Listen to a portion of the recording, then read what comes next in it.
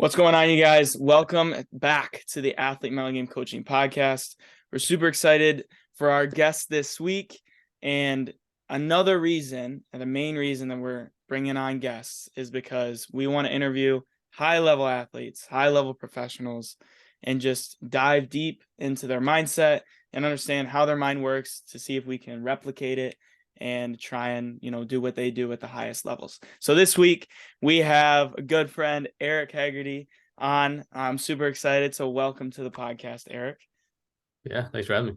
Yeah. So obviously we like to just jump right into our topics. We don't like to mess around with all the other nonsense. So Erik, why don't you tell us a little bit about who you are, what you do, where you came from, everything about Erik. What's your story, man?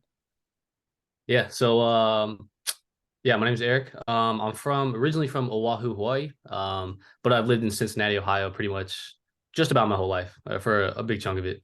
And I play professional futsal in the same league, called as National Futsal Premier League. I started playing soccer and futsal when I was started playing soccer when I was like 4 years old, and then I found street soccer, futsal around, I don't know, I was like 12, and I just fell in love with it. And yeah, that's pretty much it. Just kept playing, and now I'm here. Yeah. So you are a professional futsal player, right? We play in the same league.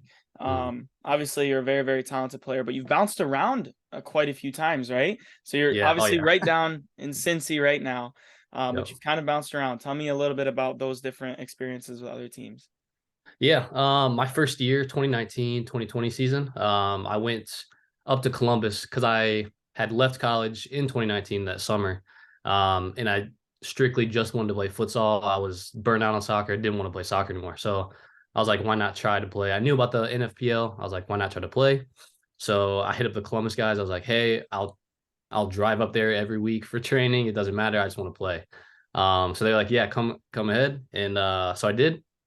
And then I think I don't know, 2-3 months into it, I was struggling with an injury. So I wasn't really with the team too much. And then COVID hits, right? So then everything's shut down, world turns upside down, all that stuff. But it actually gave me time to recover my injury, my ankle, which is actually a blessing in disguise, is kind of how I see it.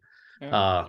So then my next year, I was like, I don't know if I want to play with Columbus. We'll see where it goes. And then Lansing City in Lansing, Michigan hit me up, and they're like, hey, man, do you want to come live up here, play here, and play with our team? And I was like, absolutely. So packed all my stuff, moved up there, and I was like, dude, especially seeing their arena, I was like, dude, this is a no-brainer. Like, no-brainer.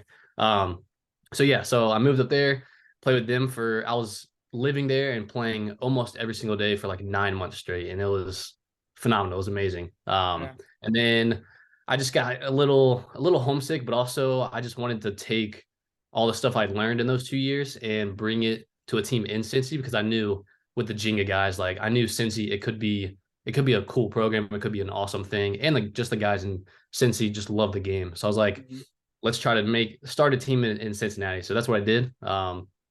Hit up the Jenga guys. They're like, I was like, hey, man, we could start a team in this league, or with Jenga, whatever. They said, yeah, we're down. So then I think not even like a day later, I packed all my stuff again, moved down to Cincy, back to Cincy. And that's that.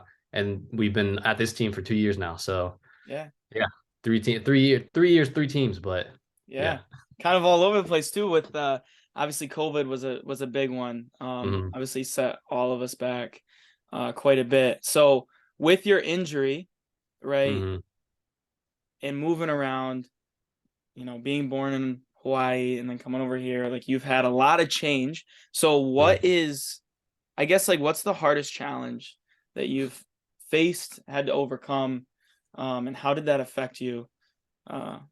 Just everything about it.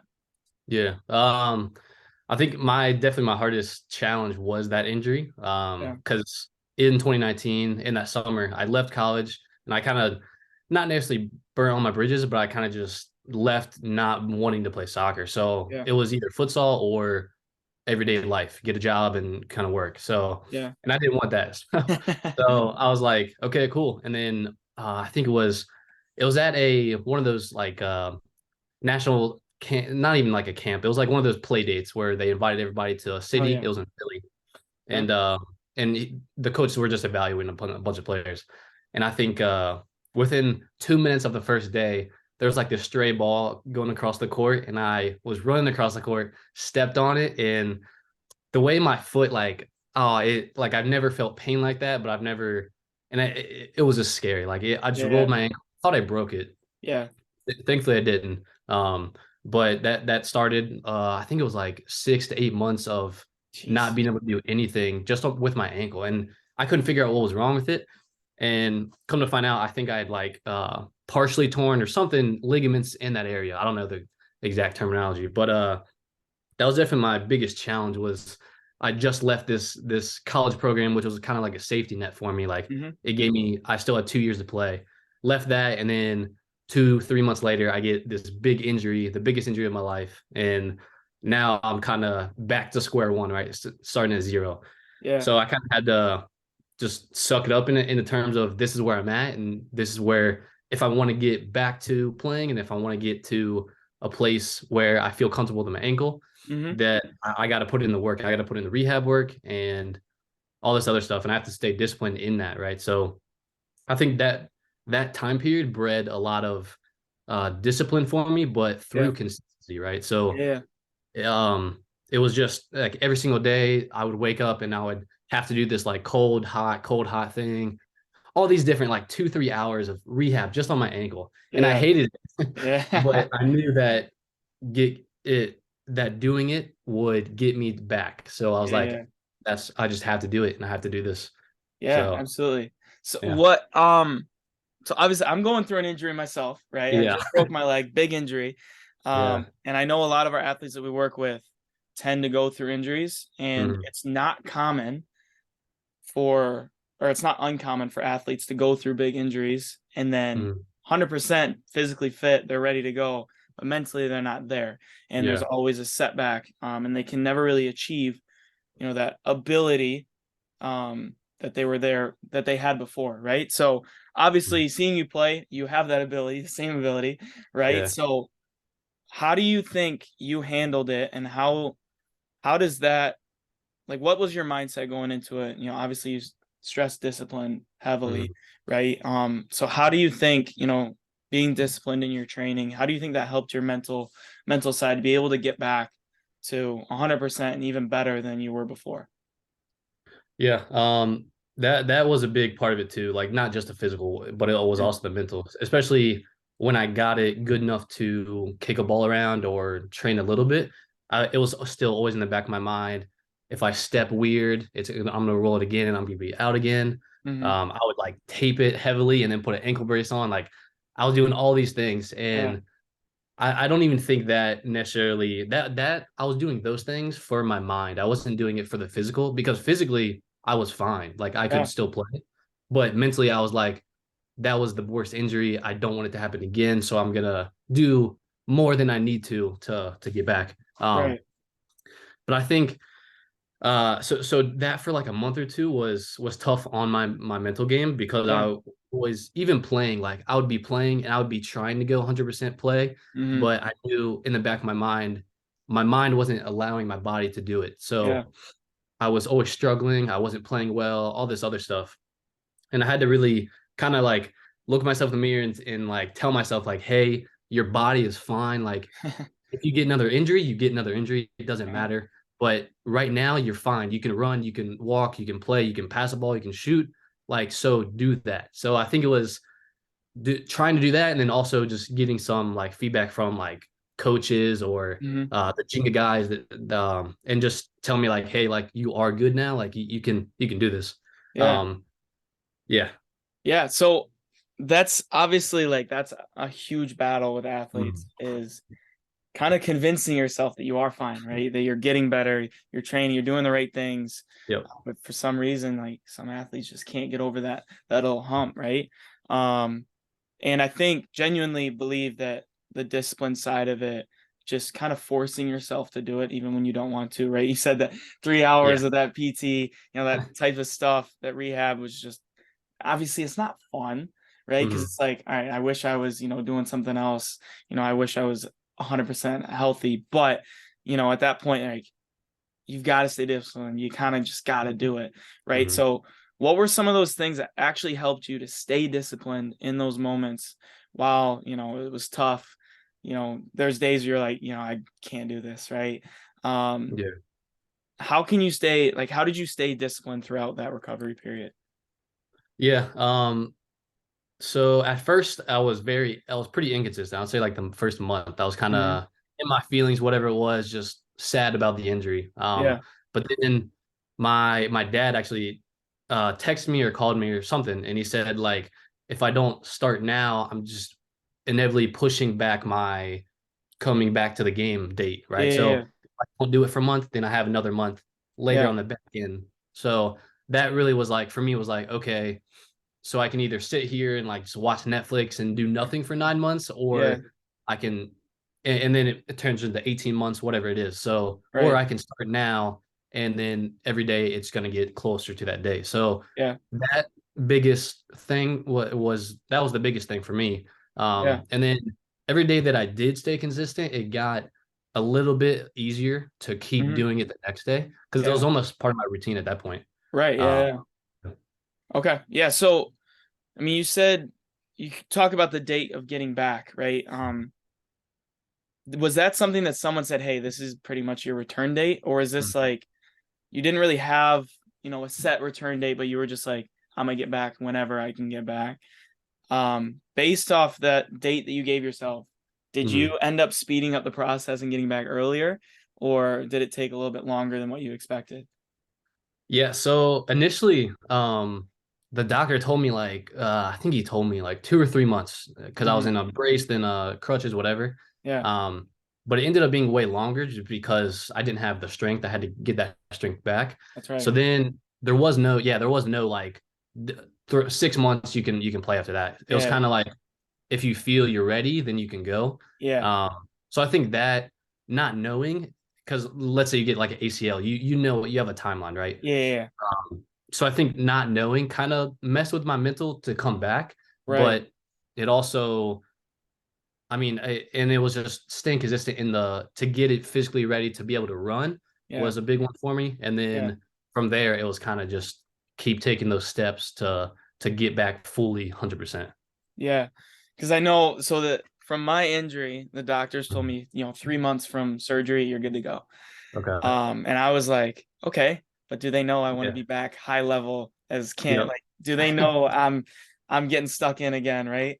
Uh, like, so I'm trying to, you know, figure out, is that 3 months realistic? Is it Hmm. something that, you know, is possible, right? Because it's 3 months and I'm 100% by the time of injury, I'm back for Yeah. playoffs, right? Yep. And that is like, oh, that's huge. But Yeah. also, right, like I don't know if they know that I'm trying to play at the highest level that I can, Yeah. right? So, Hmm. obviously, talk about strength, right? Yep. Your leg and everything could be healed, but everything around it is just as weak, right? And that's a little bit of Hmm. what I'm going through right now is everything's starting to heal really, really well, but it's Hmm. just my leg is weak, right? You got Yeah. to re-strengthen it, and that's what tends to take a lot longer than people expect. So I know Yeah. exactly what you mean. Yep. It's definitely something that isn't the most fun, but yeah. So with that, talking about mindset, right? Let's say you were able to go back and talk to your senior in high school self, right? Hmm. Committed to play. You play at West Virginia, right? No, I Who was played I at thinking of?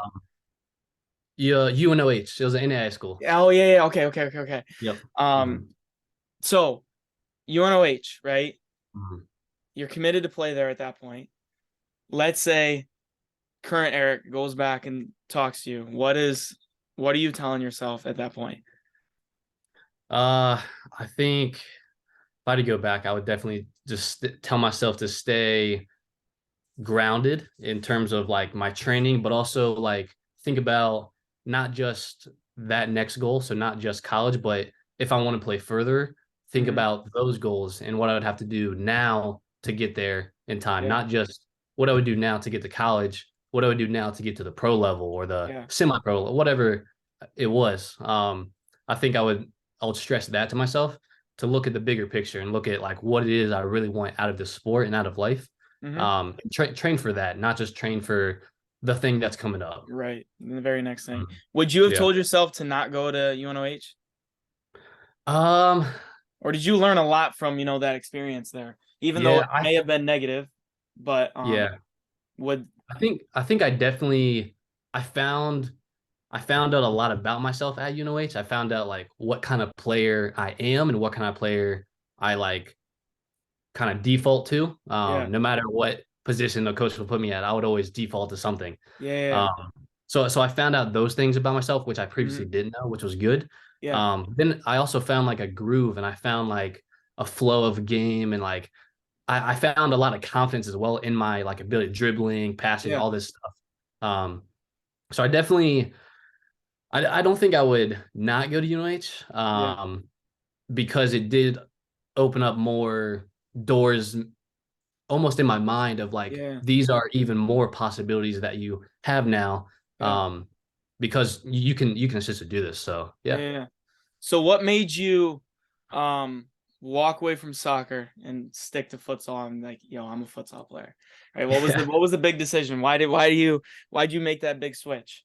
Yeah. I think so. I found like street soccer futsal in 2010. So I was like 12 years old. Yeah. And from there, it was like non-existent in the US. Like you couldn't play futsal in college. You still can't, right? But you couldn't do anything. You if you wanted to play the game, you'd have to play soccer. So I stuck with soccer. But I knew playing futsal, like I would go every day or try to every day, like in my free time, I'd go play street soccer, play futsal.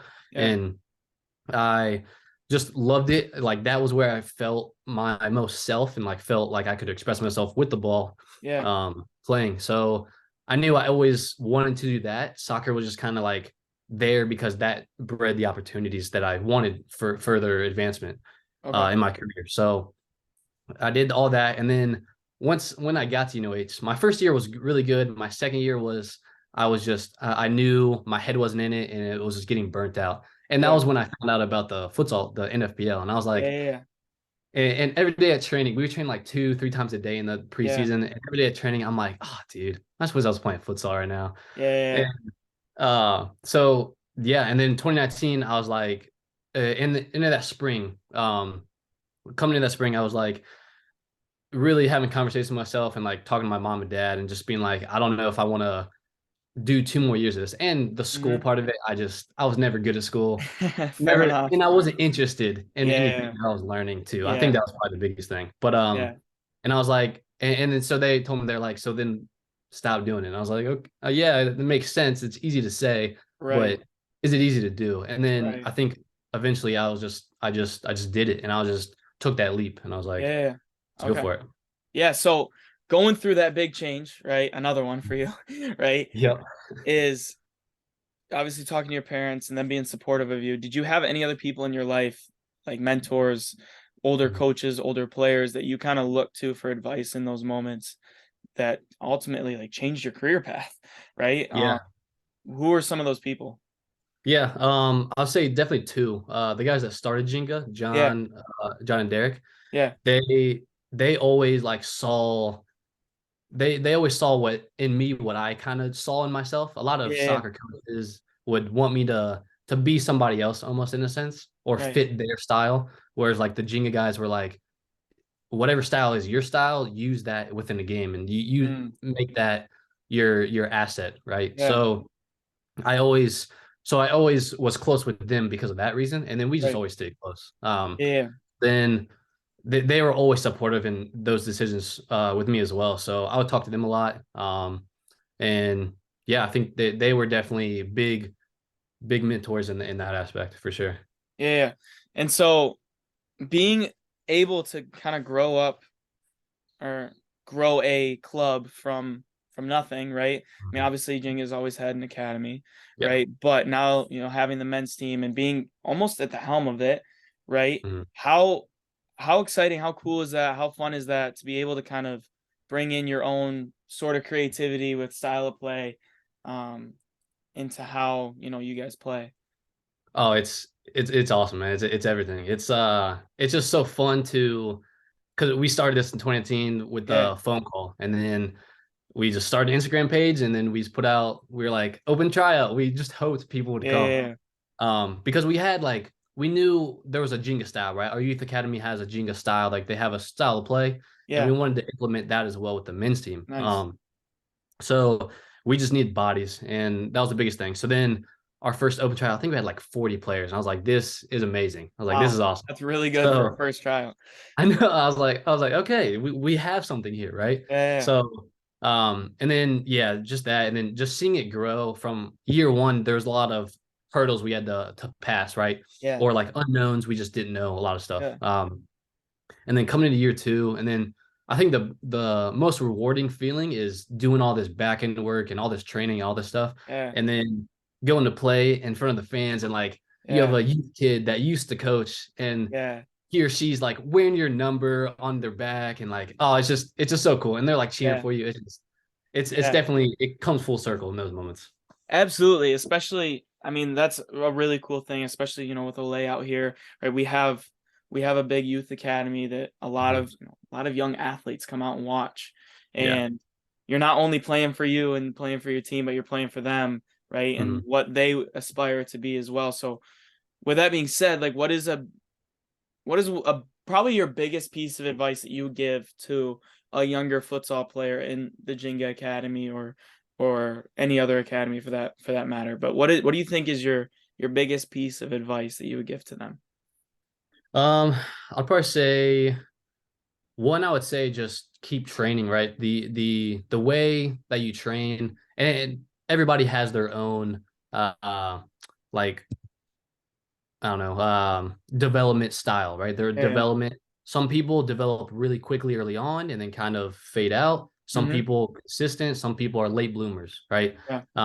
So I would say don't worry necessarily about the players around you that are maybe better than you at the time or whatever it is. I would say keep trying to get better every single day within yourself, right? Maybe your touch or your passing or your juggling, all these things, different things. You can work on endless amounts of things. Yeah. Um, then two, I would say find someone that you look up to or aspire to. Maybe that's a player on the men's team. Maybe that's a professional player in Europe, or maybe it's a soccer player, whatever it is, and kind of study them and see how they grew up, see how they made it to that level. Mhm. Watch them talk, all these different things, Yeah. um, and try to replicate that, but do it in your own way, in your own development style. Yeah. Yeah, that's a big thing because a lot of athletes tend to take these other players that they watch and compare Mhm. themselves to other Yep. players, and that's when it can be detrimental. Yep. But like you said, like if you use it, take the good things and the bad things, Mhm. whatever, but then turn it into your own style and your own creativity and do your own thing, right? Yep. And that's when you can learn from other athletes instead of compare yourself to other athletes. 100%. And that's a really big thing. So, final question, ending question. This is our big one. Is why do you think an athlete, I guess not just a soccer player, but overall, right? Mhm. An athlete's mindset is so important. Yeah. I would say the 50% of your game is mental, right? You can have all the physical attributes. You can be 6'7". You could be like a LeBron. You could be dunking on it, or have the ability to dunk on everybody. But if you're not allowing yourself to unlock that physically, like if your mental's not there and you're not helping yourself get there, you're not gonna get there. So, I mean, I've seen players that are so good, but they're like, a coach yells at them and then they start playing bad. Their touch is off, all this Mhm. because they're just thinking too much, or they're not playing within themselves. They're trying to please somebody else. Yeah, yeah, Um, so I think that the mental is almost, in my opinion, more important than the physical, because anybody can, if you train long enough, you can be able to pass a ball correctly. You can be able to dribble correctly. But if your mental's not there, your confidence isn't there, it's not mhm. gonna all that training and all that isn't gonna it's not gonna amount to anything. Yeah, absolutely. Mm, Completely agree with that one. yeah. All right, that is all, Eric. Thank you so much for jumping on.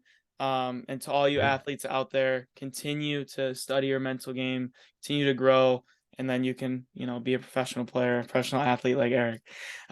So first things first, right? In order to start your mental game journey, we have a little a little workbook that's a free workbook on our website. Go check that out. It's top 10 costly mental game mistakes that you could possibly be making right now.